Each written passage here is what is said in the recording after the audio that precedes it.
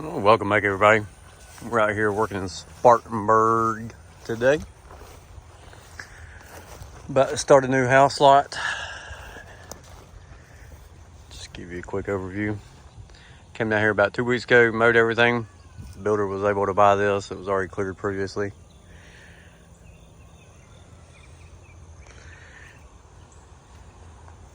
Not too bad. A little bit of dirt work, not terrible though.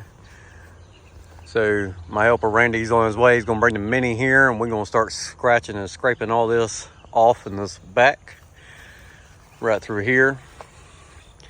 And then if you can see the stake right there, and there's some more right through here. But anyway, the house is gonna be this way, and then my septic, which is what the orange flag is, my septic is gonna be all that way. What we're gonna do is shave some of this down, undercut that, and we'll use that to build up a house pad. And then if we need to, we'll bring a loader to it dirt in. But like most builders every day, it's all about cost savings, so we'll grab what we can on site first to see. Looking at everything, because I can come in here and undercut this toe, still leave the defined ditch line and just take about a foot off that, bring it back and pull it all the way down. And this is the top of it, and I'll pull grades on it tomorrow, but I'd say it's probably about 2 feet of fill, the difference. So we'll split the difference. We'll come here and shave this down too. So a house spot, we'll shave this seal down, bring it down, and that'll give us some 10 and 6 too for our grade. The only tree we gotta take down is that tree right there. Just that one. And of course it's gotta be laying towards the road. But yeah, this is it. This will be the next one. This will be clearing, grubbing, if you want to call it that. And then driveway entrance, septic, and water line, and then building the pad. And as of right now, the way it's laid out is, that's why we got to take this tree down. So as it's laid out, then the house will be right through here.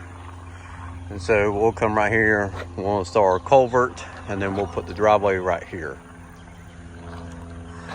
And then we'll cut a swell in right here to pull water coming off the hill back in the ditch, so run through the culvert, do its thing.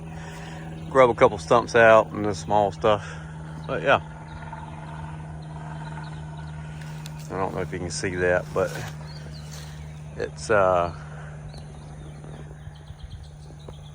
from here to here is about 2.5 feet. Like I said, we'll put grade on it.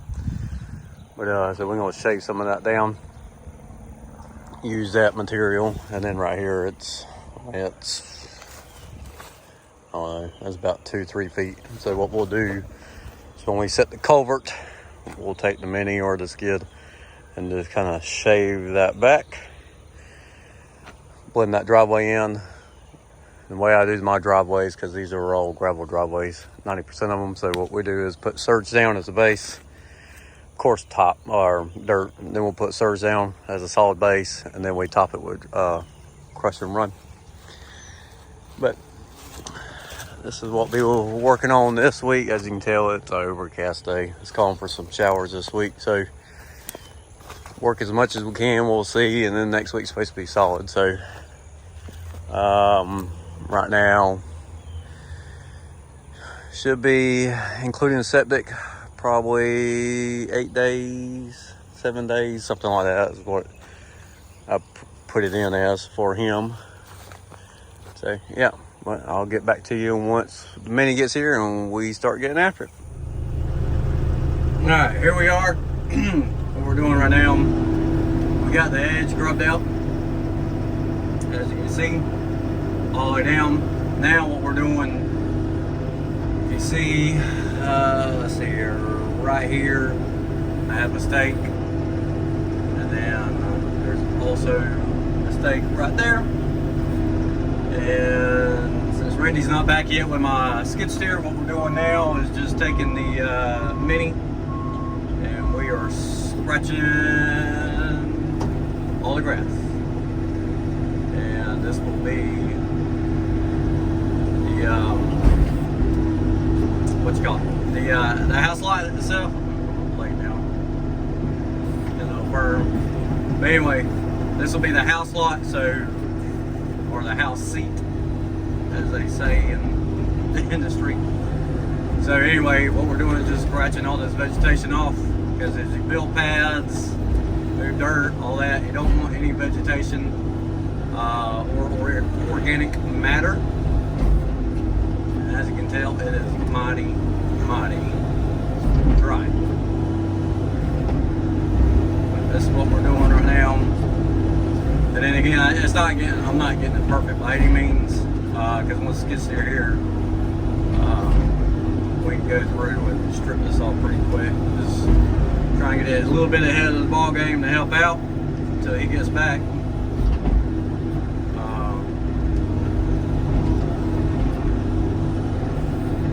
Well, a little bit I can do to help with helps out, right?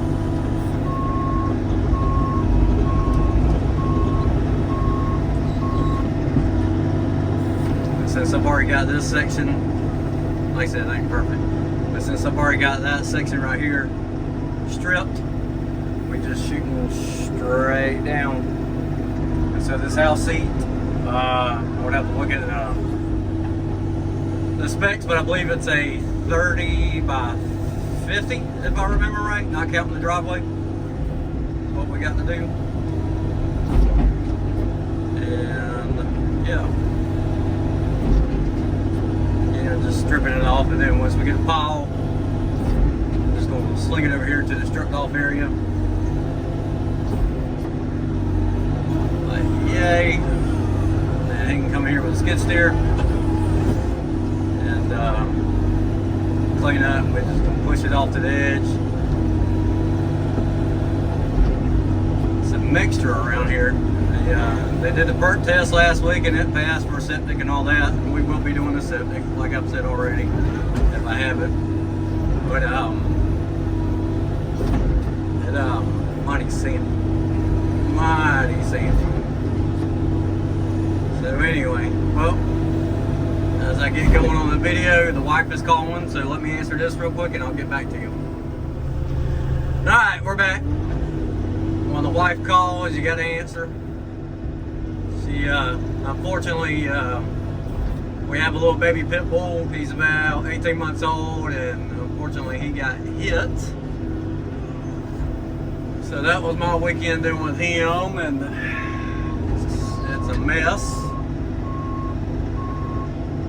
Well, I hate it for him. He's a little silver pit, and he's a little pretty little puppy dog, and unfortunately his back leg got ran over, so looks like they're going to have to amputate, because otherwise Dr. Urgent Care said, hey, we can do surgery, we can save his leg. I was like, really? Yeah, we'll put rods and pins and screws and all that in there just like a human. I was like, well, how much? Oh, 8 to 10 grand. I was like, well, I love my puppy dog to death, but $8,000 to $10,000, that's a lot of money. A lot of money. So next best option is to amputate, and as the doctor said, you know, he's a good candidate for being a tripod, his words, not mine, and because he is a very active pit bull and he's very strong, very muscular, and they have no doubt in the world that he'd be a great candidate for that. So I think that's what we're going to do. I hate it for him, but you know, unless you put him down, I don't know what else to do. So dealt with that all weekend, and that's been fun because he's got a bad case of road rash, and got a temporary cast on him, and yeah, he's in good spirits, but he's pitiful looking, that's for sure. I didn't know if anybody knows anything about like antidepressants or anything like that. They prescribed him trazodone, and I have a buddy that takes that to help sleep and stuff like that, and I was like, dang, I didn't know they give trazodone to dogs, because it knocks my buddy out. I was surprised about that, and it's crazy the doctor wrote a prescription for trazodone for the dog, and we went and filled it, and like a whole month's supply for the dog was 17 bucks. Because of course insurance don't cover a puppy dog. And then when my buddy goes to get his filled, he's paying $120 a month. Well, I mean, besides the insurance, but it's like, well, dang. And I called him, I said, what's your milligram? I forgot what the milligram was, but it's right on the same milligram as he takes that they're giving the dog. And I was like, well, that's the insurance for you. We won't rob you on your puppy dog, but if you're taking it, we gonna get it from you. Thought that was kind of funny myself. But anyway, there goes my phone again. Sorry, y'all. I'm using a RAM mount. I haven't pulled my camera out. I do have a camera for YouTube, I will say that, so don't think I don't. I've been using my phone though, just because it's easier. And these RAM mounts are nice, but I got the suction cup ones, and they just don't like glass. Which, you know, I got an older phone, but I got a 14 Pro, so it's the bigger phone, so I was hesitant about buying it. I had it in skid steer and it works alright. But dang, if you start making a video with it though, yeah, that's when it's like, oh no, we ain't gonna work today. Atypical. I need to get the bolt type mount so I can mount it, and not have to worry about it anymore.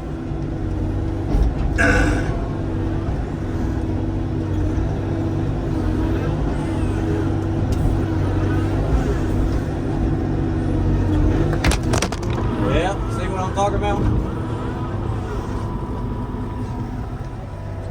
Can't even finish the sentence barely. I wish my camera mount that I have that's magnetized would fit in here. That'd be awesome.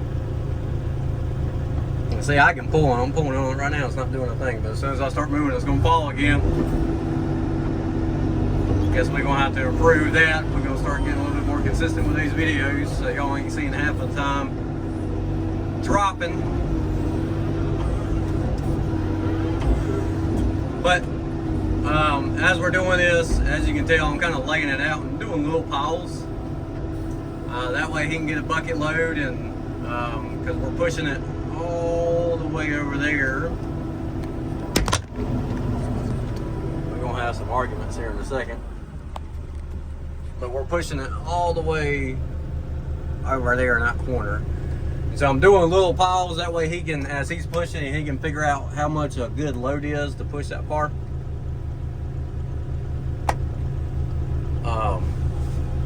Because the biggest thing with this lot, we're not trying to take too much dirt. We're going to disturb everything we have to, and pretty much nothing more. And then when we get ready to, at the end, we'll come in here with my tiller on the skid steer. We'll fluff this ground, till all this other stuff in the ground, and it becomes organic matter as this grass and stuff rots. And then we'll till it in, fluff the ground, and then we'll seed and straw it. So I'm not trying to get too carried away with the clearing, which, as you can tell, I mean, it's a pretty cleared lot, which is nice. I do appreciate that. As much as I like land clearing and taking trees down, sometimes it's nice to have an easier lot like this. And for y'all watching and trying to learn or just see what's going on, like I said before, you know, we're doing the water tap's supposed to be getting installed Thursday, so we're going to run the water to this place. We're doing the driveway, setting the culvert, we're going to do the septic system, all of it while we're here, one shebang. So with that being said, like I said, when I talked to the builder, I told him roughly 8 days is what it's going to take. Luckily, I have a really good relationship with my builder, so if it takes a day or two, he's understanding. understanding, and we've worked long enough that when I say it's 8 days, usually it's 6 or 7, but if it's a day or two, he's like I said, he's understanding, and he doesn't beat me up too much, and we kind of work each other out. He gives me a break on some things, and I give him a break on things, and yeah, it's a really good relationship. That's one thing I will say. I was talking to a fella the other day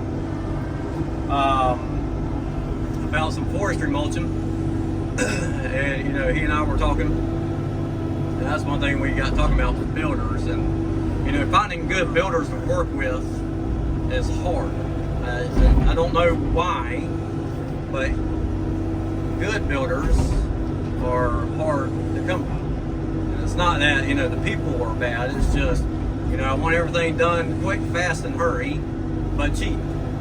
Well, you've been in this business, quick, fast, and cheap, in a hurry, and still maintain some type of quality does not exist. And then having builders that want to work like a little lot like this, you know, when it's all said and done, between the gravel and the septic and this and that, whatever else, you know, we'll probably have about 12 to 15, I would say, $1,000 into this site development when it's all said and done, machine time, labor, mobilization, like I said, septic material, all that good stuff. So we'll float that. Well, with this builder, as soon as I send him an invoice, he's a 24-hour payout. So if I send him an invoice today, Monday, right now, you know, at the latest, I'll get my wire in the bank Wednesday morning. You got some builders that want to be a net 15, which is fine. I can handle a net 15. But if you're new and you're looking for builders and stuff, just keep that in mind. Because some of these builders, I got one, you know, he's a net 30. Now, I do very little with him, but he is a net 30, and it don't matter how quick you do the project, it don't matter how you get it built, he is a net 30. And if you're out $15,000, $20,000, $30,000, depending on what you're doing with the project, you're going to have to float that. So just keep that in mind as you start looking at these builders and talking with them, you know, find out what their net is, and find out if they mail checks. I have a buddy or a builder, he's a friend, but he's a builder. He's a net 15, but all he does is write checks. Well, guess what? He don't write checks until he hits the net 15, and then he puts the check in the mail. And of course, nobody pays for express shipping, so he'll mail the check net 15, but it's still 5 or 6 days before you get the money in the bank. So technically, he's a net 20. So as you're working with these people and stuff, just keep that in mind. I do have a line of credit with my business. I try my best to float what I can out of the bank. Smart, dumb, to each their own. But we do have a line of credit too, especially for those bigger projects. And then, you know, I got some builders that, hey, like my net 30 builder, hey, you're a net 30, so I'm gonna go ahead and bill you for 50% right now. And that way, halfway through, I'll get a check, and at least that covers my material. Sometimes more, sometimes less, but that way you ain't floating everything completely out of pocket. But again, everybody's got their own way of doing that, and I think a lot of it comes down, in my personal opinion, I think it comes down to just the builder themselves and the way they are. Like I said, some builders are good. We'll flatten this out. But yeah, some builders are good and are easy to work with, some are not. I have a real estate agent I work with from time to time, doing like driveway refreshings or septic repairs, you know, odd end stuff, take a tree down, clean up some mess, whatever it is. And real estate agents, you really gotta question them, because I've had a couple that has wanted to work with me, and it's good projects, but the problem is they are on the pay when sale scale. And so, and that's my made up terminology. But basically, you go do a job for them. Let's say they need a whole new septic system put in. So that's, you know, depending on the septic, you know, $7,500, $10,000 roughly. Don't quote my numbers because it's, yeah, there's, every septic's different. But anyway, you know, they call and say, hey, you know, I got a septic system, you know, I need to install it, blah, blah, blah. And it's like, all right, cool, here's your price. Sounds great, you got the job. Okay, well, here's my contract.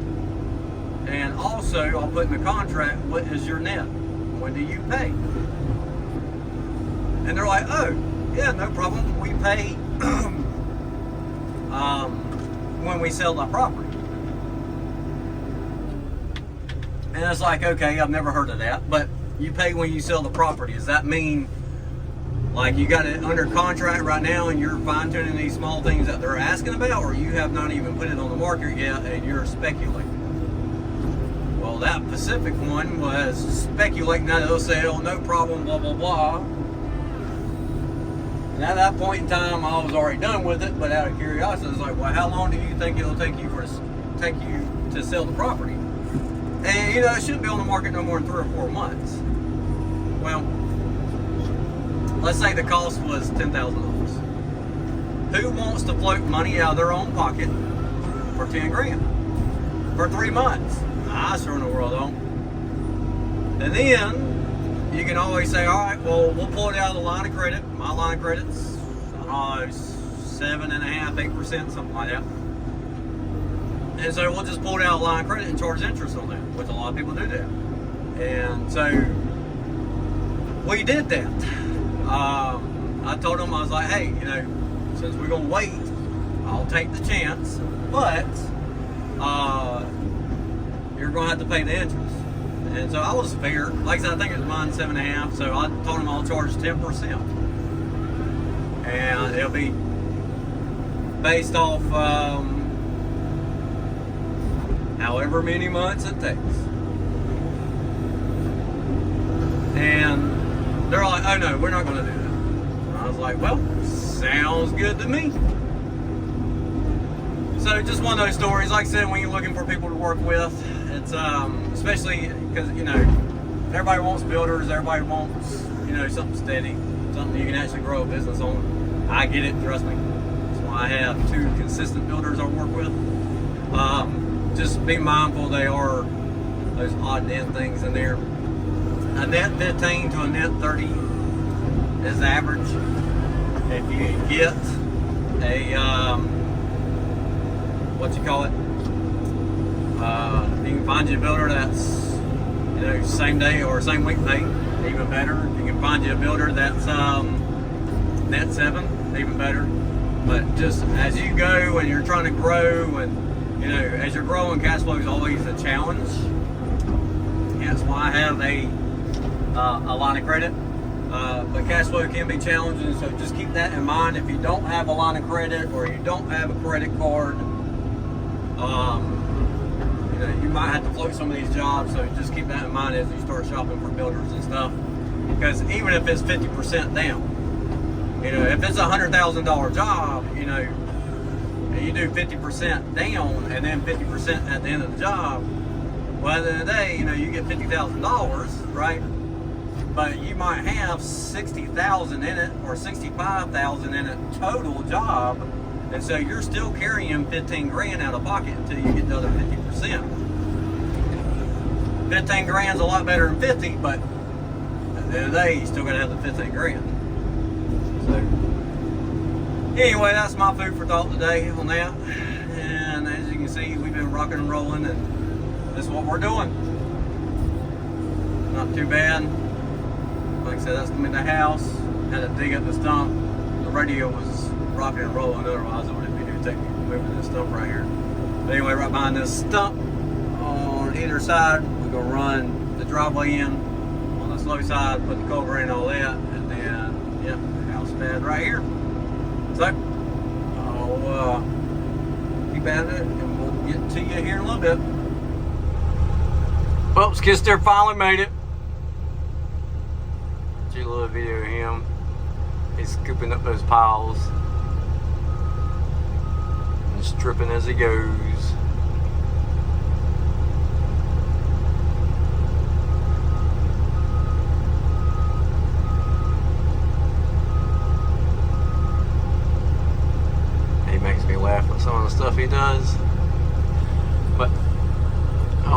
taking it, working on all this, and down there in the corner, hiding that pile of trees over there. The property line is actually to the far side of that tree line, so we're just taking it over there, out of sight, out of mind, as they say. And he's working on getting these piles situated. Hopefully don't run over my markers. Get all this cleaned up, get the driveway cut in, and then see where we're at. I think we'll get this all cleaned up by today. Then we'll see where we're at tomorrow. Tomorrow evening is calling for rain, half inch on Wednesday, so might have a couple rain delays, but that's all right because I have a little job to do for my mother, and I might actually videotape that one as well. It's doing a Amazon, what you call it, carport. She bought a carport from Amazon. Bought me one too, and I put mine up this weekend, and it wasn't too terrible. It's Amazon, and it's $350 carport, so you're gonna get what you paid for. But you know, it's something to put a piece of machinery in or something like that. So probably videotape that one too, just to show you if you decide to buy a cheap carport from Amazon. The instructions are fairly straightforward. Yeah, and it's not bad. It's not bad. But anyway, off topic here.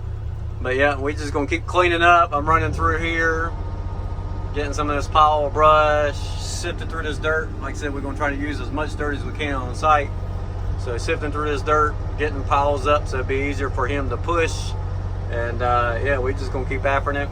And as you can tell right there, it's not calling for rain today. Hopefully it don't rain today, but we might get rain today. I'll catch it. Well, this is start of day 2 out here. Got the machines warming up. We're gonna fuel and grease. Today we're gonna start some dirt work. We gotta take that tree down first thing this morning. Got the pad slicked off, or not slicked off, but there where we're gonna peel the pad is cut down some. And what we're gonna do is come through and cut some of this dirt out right through here. And you got this ditch line right in here. There's about 2 feet in that hump we can take out and still maintain the county ditch right through here, which is what you got to do. If not, all this water is going to come in the yard. So we're going to cut this hump down, carry it out, and it'll daylight in here somewhere, and it we'll pick it back up and take it on down, and then daylight it down there. See how much dirt that gets us, and then we'll put that on there on the pad. Cut back the driveway, cut it in, take that dirt, fill in some of those low spots, and see where we're at. Got a little bit of a shower yesterday. It's not too bad. Grass is wet, but I don't think it's enough it did anything to the dirt at all. Well, that'll be the start. Once we get it fueled and everything greased up and stuff, we'll get back to it.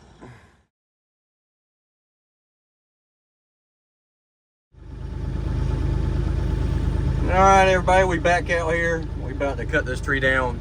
He's going over there to put tension on the rope. We slung a rope. We're gonna push and pull this one since it's leaning across the street. We're just gonna take every safety precaution we can to make sure it does its job.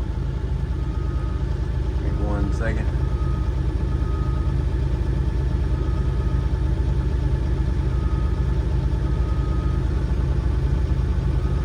Hold up. That's good. You start pulling the top. Hoping we can just ease into this, and with the tension on the rope, he can cut and I can push. If not, we'll get to the point where it's holding on its hinge, and he can pull and I'll push and flop this thing right down. In the words of Let's League, let's see if we can't make some timber.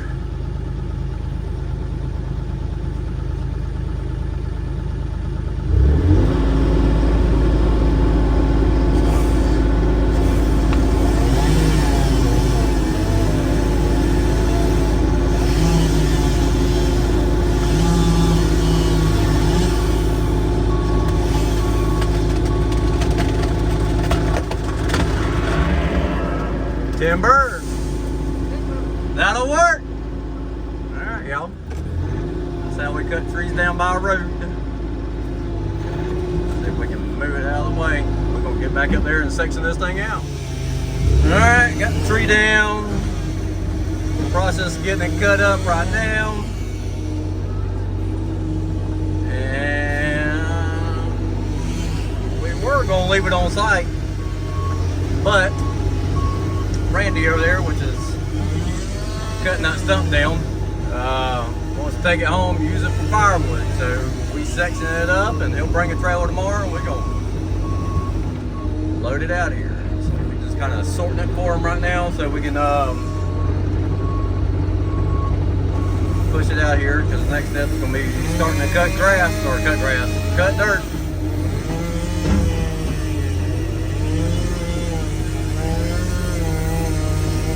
One fork right here.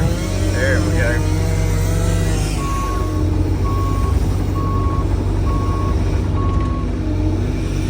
Oh, I want a Mountain Dew bottle out the machine.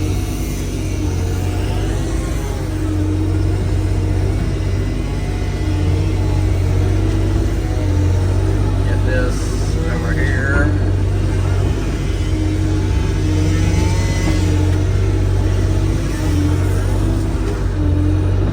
They busting the windows doing that.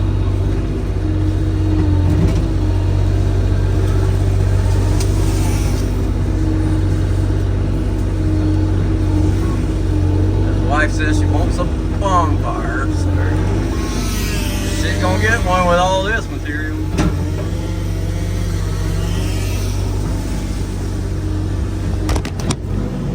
Goes that phone clip again.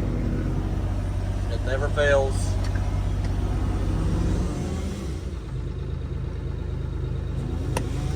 We're gonna have to fix that. If anybody got any recommendations, I'm definitely all ears.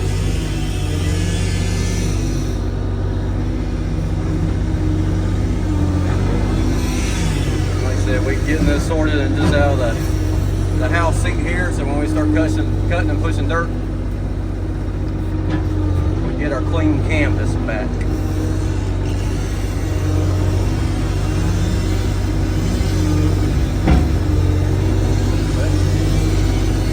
Another tree down. What's everybody else doing with their material? Anybody running around here with a chipper?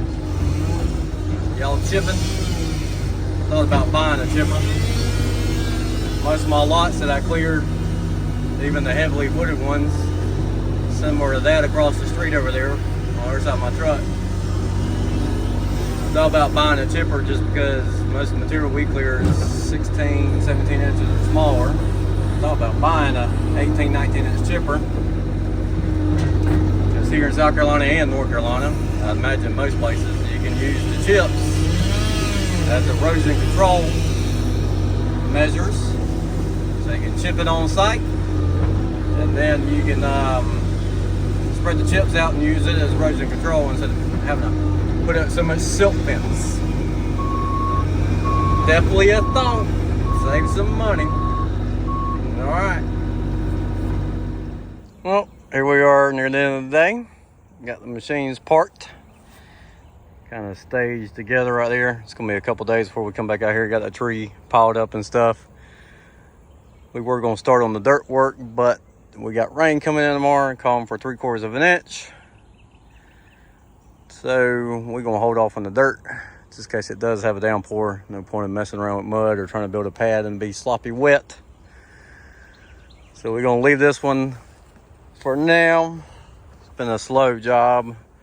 The builder got me out here just a tad bit early. Still waiting on a couple permits, such as the driveway encroachment and stuff like that. So hopefully all that'll be good to go next week. Still waiting perk tests and for the drawings on the septic is passed. Just waiting for the final draw on that so I can get the permit.